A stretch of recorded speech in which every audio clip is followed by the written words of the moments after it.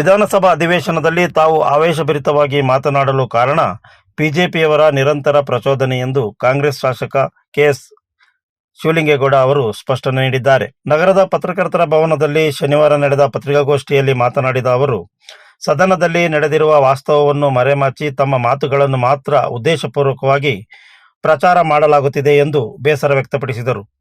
ಸದನದಲ್ಲಿ ತಮ್ಮ ಭಾಷಣದ ವೇಳೆ ಬಿಜೆಪಿಯ ಸದಸ್ಯರು ಅವಾಚ್ಯ ಹಾಗೂ ಅಶ್ಲೀಲ ಪದಗಳನ್ನು ಬಳಸಿ ನಿರಂತರವಾಗಿ ಪ್ರಚೋದನೆ ನೀಡಿದರು.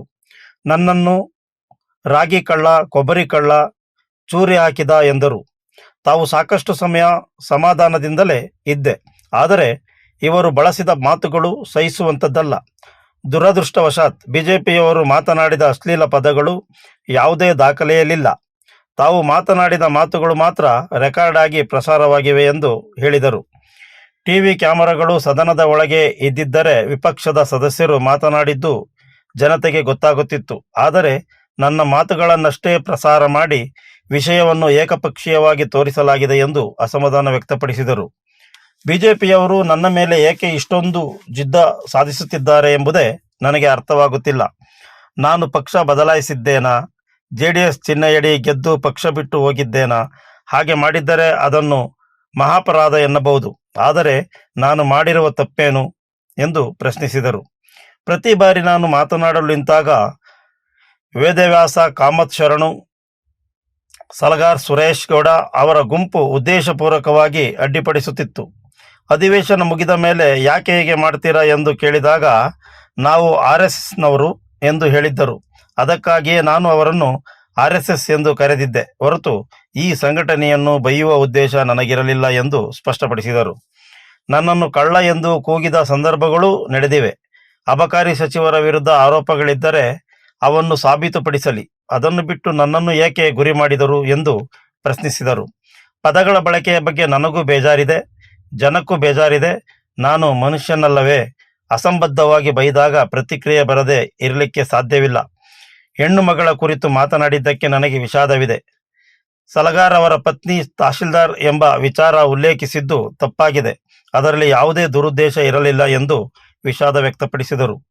ಬಿಜೆಪಿಯವರು ನನ್ನ ವಿರುದ್ಧ ಮಾತನಾಡಿದ ವಿಷಯಗಳಿಗೂ ಕ್ರಮ ಕೈಗೊಳ್ಳಬೇಕು. ನನಗೂ ನ್ಯಾಯ ಬೇಕು. ನಾನು ತಪ್ಪು ಮಾಡಿದ್ದರೆ ನಿಯಮಾವಳಿಯಂತೆ ತನಿಖೆ ನಡೆಸಲಿ. ಆದರೆ ಒಬ್ಬನನ್ನೇ ಗುರಿ ಮಾಡಿ ರಾಜಕೀಯ ಮಾಡುವುದನ್ನು ನಿಲ್ಲಿಸಬೇಕು ಎಂದರು. ಚಾಕ್ ಹಾಕೋದು ಏನು? ಚಾಕ್ ಹಾಕ ಏನು? ಹೆಂಗೆ ಚಾಕ್ ಹಾಕಿದ್ದೀನಿ? ನಾನು 2004ರಲ್ಲಿ 14 ಓಟ್ನಿಂದ ಸೋತೆ. ಗಣಸಿನಲ್ಲಿ 14 ಓಟ್ನಿಂದ ಸೋತ ಮೇಲೆ ನನಗೆ ಕ್ಷೇತ್ರ ಹೋಯ್ತು.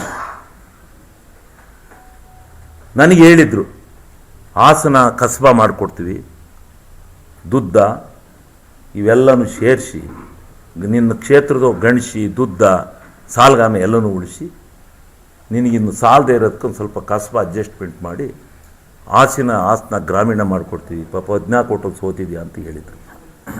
ಮಾಡಲಿಲ್ಲ. ದುಡ್ಡು ಎಲ್ಲಿಗೆ ಹೋಯ್ತು? ಎಲ್ಲೆಲ್ಲ ಅವ್ರಿಗೆ ಹೋಯ್ತು. ಅದು ಮಾಡ್ಕೊಳ್ಳಿ. ಅದವ್ರದ್ದು ಇದನ್ನು ನಾನು ಪ್ರಶ್ನೆ ಮಾಡೋಕ್ಕೆ ಬರಲ್ಲ. ಅರಸೀಕೆರೆ ಬಂತು. ಅರಸೀಕೆರೆ ನಾನು ಅಲ್ಲಿ ಹೋಗಿ ನಿಲ್ಲೋದಕ್ಕೆ ಧೈರ್ಯ ಬರುತ್ತಾ? ನನ್ನ ಹಣೆ ಬರ 14 ಓಟಲ್ಲಿ ಸೋತಿದ್ದೀನಿ. ಏನಾಗುತ್ತೋ ಕೊಡಿ ಬಿ ಫಾರಮ್ ಅಂತ. ಯಾರು ಕೇಳೋರು ಬರಲಿಲ್ಲ ಇವ್ರ ಹತ್ರಕ್ಕೆ ಅಲ್ಲಿ ನಿಲ್ಲಕ್ಕೆ. ಆ ಥರ ಇತ್ತು. ಯಾಕೆಂದರೆ ದೇವೇಗೌಡರು ಫಸ್ಟ್ ಪಾರ್ಲಿಮೆಂಟಿಗೆ ನಿಂತಾಗ ದಾಖಲೆ ತೆಗ್ಸಿ ಬರೀ 13,000 ಓಟ್ ಬಂದಿತ್ತು. 48,000 vote BB Shivappa, Sushilamma BB Shivappa ಬಂದಿತ್ತು. ಗೊತ್ತಿತ್ತಾ? ಆ 13,000 ಓಟ್ನಿಂದ ನಾನು ಅಲ್ಲಿ ಹೋದ್ಮೇಲೆ 1,00,000 ಓಟಿ ತಗೊಂಡೋಗಿದ್ದೀನಿ. ನಾನು ಯಾರು ನಂದು ಅಂತ ಹೇಳೋದಿಲ್ಲ. ನಾನು ಆ ಶ್ರಮ ಹಾಕಿದ್ದೀನಿ. ಅರಸೀಕೆರೆ ಜನ ನನಗೆ ಇವ್ರಿಗೂ 13,000ದಿಂದ 86,000 ಓಟ್ನವರೆಗೂ ಕೊಡಿಸಿದ್ದೀನಿ ಪಾರ್ಲಿಮೆಂಟಲ್ಲಿ. ಪತ್ರಿಕಾಗೋಷ್ಠಿಯಲ್ಲಿ ಕಾಂಗ್ರೆಸ್ ಮುಖಂಡ HK ಮಹೇಶ್ ಇತರರು ಉಪಸ್ಥಿತರಿದ್ದರು. You are watching TV 46 News Kannada.